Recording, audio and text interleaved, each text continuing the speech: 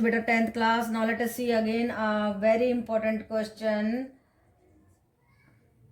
देखिए which term of AP 3, 15, 27, 39 ये AP दी हुई है will be 120 more than 21st term. जो 21st टर्म में अगर 120 जोड़ दिया जाए तो जो टर्म आएगी वो कौन सी टर्म होगी ये हमें फाइंड आउट करना है। ओके बेटा, तो देखो ए क्या है 3 दिया हुआ है हमारे को, D this minus this minus this minus this आ जाएगा 12। तो ए 21st निकालेंगे क्योंकि हमारे को 21st से मोर देन 120 निकालना है, इसलिए 21st क्या हो जाएगा हमारी nth टर्म कैसे निकालते हैं। देखिए a plus n minus 1 into D. A है हमारा 3, n माइनस 1 हो जाएगा 21st माइनस 120 एंड डी हमारा 12। जब आप इसको सॉल्व करेंगे यू विल गेट 243। तो 21st टर्म आ गई 243। जब इस टर्म में 120 जोड़ देंगे वी विल गेट 363। अब कहता है जो ये 363 टर्म है इसका नंबर कौन सा है, तो हम कहेंगे इसको an। इसका नंबर ले लिया हमने an। ओके, फॉर्मूला लगा दीजिए a plus n minus 1 into d is equal to 363। a 3 है, n माइनस 1 इंटू डी 12 है, 363।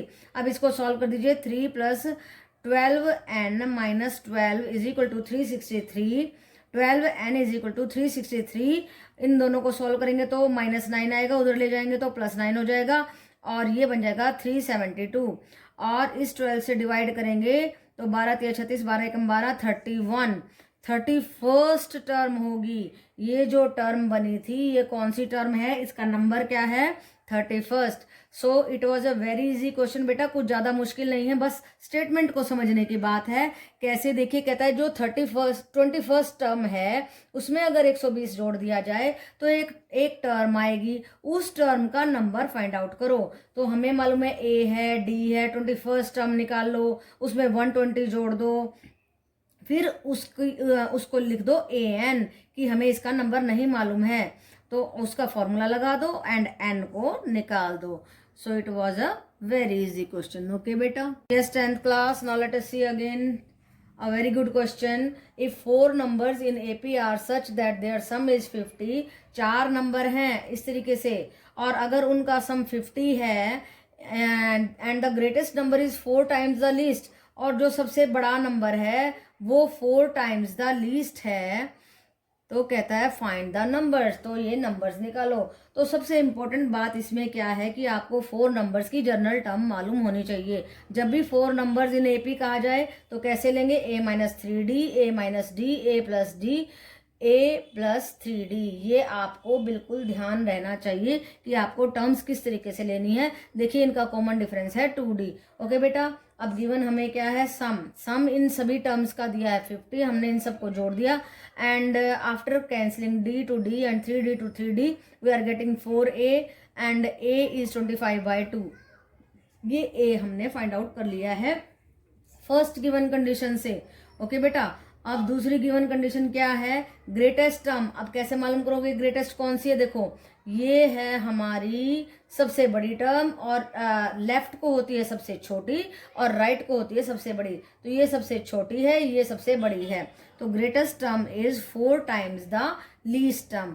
ये हमने कंडीशन फिर से वही लगा दी, a plus 3d is equal to 4 multiply कर दीजिए अंदर 4a minus 12d and we are getting इसी a को इधर लेके आएंगे माइनस 3 है एंड माइनस 15d माइनस से माइनस कट एंड a की वैल्यू रख दीजिए 25/2 and we are getting d here 3 into 25/2 bye 15 cut कर दीजिए and you are getting d 5/2।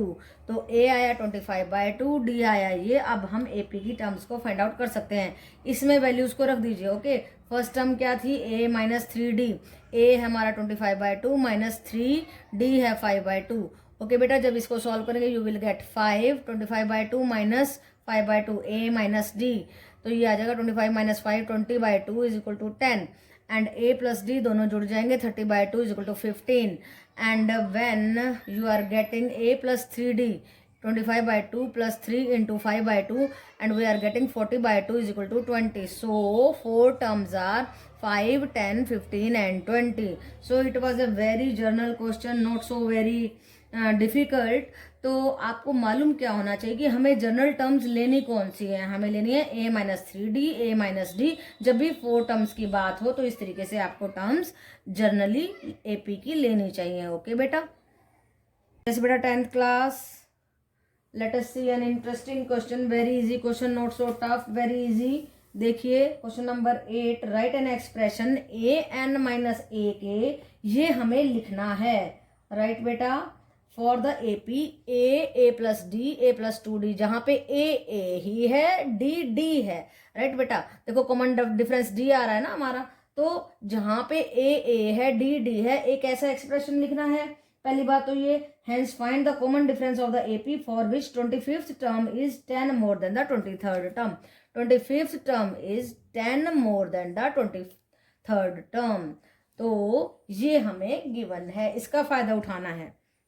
तो अब देखिए क्या करेंगे। पहली बात तो हमें एक्सप्रेशन लिखते हैं जो इसने कहा है कि भाई एक्सप्रेशन लिखो, तो an लिखेंगे तो a+n-1 into D. Journal term को याद रखिए, a+n-1 इंटू डी। n की जगह पे हमने n ही कर दिया, a+n-1 इंटू डी, पहली बात। दूसरी बात, a के n की जगह पे k कर दीजिए, a+k-1 into d. Number 1 and number 2 को घटा दीजिए and we are getting this expression an-ak is equal to a+n-1 into d minus a+k-1 into d. अब इसको खोल दीजिए, a+n-nd minus D minus a हो गया, यहाँ पे प्लस kd था माइनस kd हो गया, माइनस d था तो प्लस d हो गया। ओके बेटा, d से d कट, a से a cut and we are getting n-1 into n-k into d। ये बात आई हमारे पास। ओके बेटा, तो हमारे पास ये जर्नल एक्सप्रेशन आ गया जो कि इन्होंने हमें लिखने के लिए बोला था। तो जर्नल एक्सप्रेशन क्या आया हमारा? जर्नल एक्सप्रेशन हमारा आया n-k इंटू डी। ओके बेटा, now what they have given to us 25th term is 10 more than 23rd। इस 23rd को इधर ले आएंगे और फिर से जनरल टर्म लिख देंगे, a+25th क्या हो जाएगी, 25th है तो 24d आ जाएगा, 23rd है तो 22d आ जाएगा, माइनस दोनों के साथ आ जाएगा क्योंकि यहाँ पे जब हम अंदर a+22d लिखेंगे तो माइनस उनके साथ में जब ब्रैकेट खोलेंगे तो आ जाएगा। ओके बेटा, a से a cancel and we are getting 2d is equal to 10 and d will be 5। हमें फाइंड आउट क्या करना था? हमें कॉमन डिफरेंस ही निकालना था। ओके बेटा, एक तो हमें जर्नल एक्सप्रेशन लिखना था और एक हमें निकालना था कॉमन डिफरेंस। राइट बेटा, so it was an easy question, nothing to worry, you can do it very easily. और मालूम क्या होना चाहिए? मालूम होनी चाहिए general term, nth term a+n-1 into d. तो 3-4 फॉर्मूले हैं बस एपी में, उनको आपको ध्यान से लर्न करना है। एक सम का करना है, एक फर्स्ट और लास्ट टर्म दी है तो करना है, एक सबसे ज़्यादा हमारी ये जनरल टर्म लगती है an is equal to a+n-1 into d. तो इन चीज़ों का आप ध्यान रखेंगे, स्टेटमेंट को अंडरस्टैंड करेंगे तो क्वेश्चंस बहुत आसान बन जाएंगे। ओके बेटा, yes 10th class, now let us see a very interesting question and what is asked in the question is that find the sum of all natural number between 200 से लेके 1502 तक के बीच में जितने भी नंबर 3 से डिवाइड हो रहे हैं उनका सम हमें निकालना है। ओके बेटा, तो फर्स्ट टर्म कैसे लिखेंगे? देखो 200 के बाद जो पहला नंबर 3 से डिवाइड होता है उसको लिख दीजिए, उसके बाद में 3 जोड़ के 3-4 टर्म लिख दीजिए, फिर लास्ट पे पहुंच जाइए, लास्ट से बैक चलते जाएंगे हम। 1502 not divisible by 3, 1501 not divisible by 3, then 1500 is divisible by 3, ये डिविजिबल बाय 3 है, दिस इज डिविजिबल बाय 3, तो ये हमारी लास्ट टर्म बन जाएगी, एल बन जाएगा। ओके बेटा, अब हमें इसका सम निकालना है। सम निकालने के लिए हमारा फॉर्मूला होता है SN(n/2) 2a+n-1 इंटू डी, या होता है n into a plus L by 2। अब दोनों में हमें n चाहिए, n हमारे पास है नहीं कि कितनी टर्म है, n तो निकालना पड़ेगा। तो n के लिए हम nth टर्म का फॉर्मूला लगाएंगे, an+n-1 a+n-1 into D. a हमारे पास है 201, n हमें निकालना है, d हमारा 3 है, nth term is the last term, l है हमारा 1500। ओके बेटा, तो हमने ये लगा दिया और एंड वी आर गेटिंग 201 में से 3 करेंगे 198 आ जाएगा, 198 को 1500 में से घटाएंगे 1302 आ जाएगा और इसको 3 से डिवाइड करेंगे 434 आ जाएगा, ये एन आ जाएगा हमारा। इस एन को या तो इस फॉर्मूले में लगा दीजिए या इस फॉर्मूले में लगा दीजिए। ए भी आपके पास है, डी भी आपके पास है, एन भी आपके पास है। Put in the both the formulas and you will get the answer 369117। Okay बेटा, ये कैलकुलेशन आप खुद करेंगे। ये हमारा एस एन का फॉर्मूला है, या तो ये लगा दो या ये लगा दो, ये सिंपल है। जब हमारे पास फर्स्ट एंड लास्ट टर्म दी होती है तो ये लगाएंगे तो ज़्यादा बेटर रहेगा। एन है 434 इंटू 201 प्लस 1500/2, ये बेटर है। इन दोनों को ऐड करेंगे, इससे मल्टीप्लाई करेंगे। बेटा मल्टीप्लाई आपको खुद करना है, ये बड़ी बड़ी कैलकुलेशन आपको खुद करनी है। I am not going to show it at all, क्योंकि ये 6th 7th का काम है, आप कर सकते हैं। तो ये आ जाएगा हमारा answer. So do the drill of the multiplication, division, subtraction and addition. Okay बेटा। यस बेटा, 10th class, very easy question. Ramkali saved ₹5 in the first week of a year. एक साल के पहले वीक में रामकली ने ₹5 बचा लिए, wow, of a year, and then increased her weekly saving by ₹1.75। और हर वीक में 1.75 बढ़ता गया उसके पैसों में। If in the nth week her weekly saving was 20.75, अगर पता नहीं कौन से वीक में उसके जाकर के पैसे हो गए 20.75। कितना बड़ा काम किया रामकली ने कि उसके रुपए हो गए 20.75। Then find the value of n. तो कहता कि कौन से वीक में 20.75 हो गए, इतने ज्यादा पैसे। ओके बेटा, तो ए हमारा हो गया 5, डी हो गया 1.75, और वीक का हमें नंबर निकालना है जब उसके पैसे बन गए 20.75। 20.75 का करोड़ होता तो कितना मजा आता। अभी तो 20.75 में सेटिस्फाइड है रामकली, तो उसका नंबर ऑफ द वीक निकालना है। A n is equal to a plus n minus 1 into D. ये है हमारी जर्नल टर्म, इसको याद रखना है। ओके बेटा, तो उसके पैसे बने 20.75, नंबर का हमें मालूम नहीं है, ए था 5, एन माइनस 1 इंटू डी 1.75।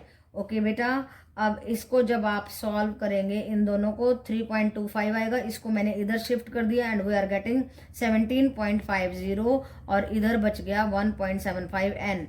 इसके बाय में जब ये करेंगे 17.50 के बाय में 100, 1.75 के बाय में 100, 100 से 100 कैंसिल, एंड देखो 2 डिजिट के बाद था पॉइंट, 2 डिजिट के बाद था पॉइंट, तो अपने आप ही 100/100 कैंसिल हो जाता है। इससे इसको कट करेंगे एंड वी विल गेट 10। तो 10th वीक में रामकली ने अपने पैसे कर लिए 20.75। ओके बेटा, so it was a very easy question, कुछ भी नहीं था, बस स्टेटमेंट इतनी बड़ी है, उससे घबराना नहीं है। कई बार आपके पास स्टेटमेंट ऐसी आएगी, अब ऐसे लगता है पता नहीं क्या बात है, लेकिन कुछ भी नहीं है। A5 D इतना दिया है, और जब पूछा जाए N निकालो तो सीधा nth टर्म की बात करो। AN इज इक्वल टू, और बता दिया कि भाई उस नंबर, उस वीक का नंबर बताओ, उसमें उसके पैसे इतने हो गए, तो हमारे को वो टर्म दी हुई है और N हमें फाइंड आउट करना है। तो हमेशा जर्नल टर्म पे, nth टर्म पे पहुंच जाओ। an is equal to a plus n minus 1, d is the most important term. Okay बेटा।